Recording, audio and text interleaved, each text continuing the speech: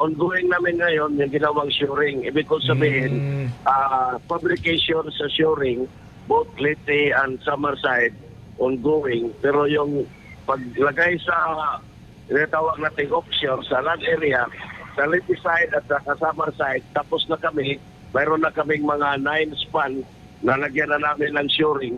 Pero doon sa dagat na talaga, medyo nahihirapan pa kami ngayon. Mayroon na kaming nirintahan na barge para gagamitin due to the current, na malakas talagang current sa San Juanico. Medyo tinatiming pa ng mga kontraktor kung paano sila makakapasok sa ilalim ng bridge. May mga natural challenges din. Pero engineer, kailan po ba ang expectation na matapos itong repair?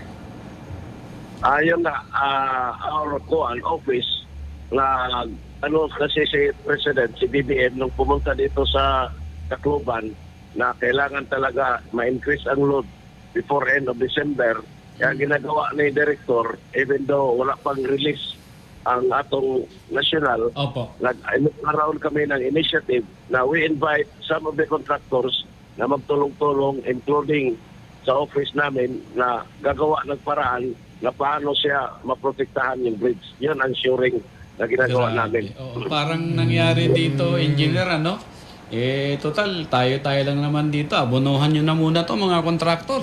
Parang gano'n ang nangyari, di ba? Yan. Kinausap mo na ng office namin yung mga kontraktor na willing silang tumulong. Kaya ang nangyari dyan, we have 5 contractors and pang-anim yung sa office namin kasi kami, gumagawa din kami. Yung part namin, mayroon din kaming grupo na admin ang gumagawa na magtulong-tulong paggawa ng support doon sa tulay.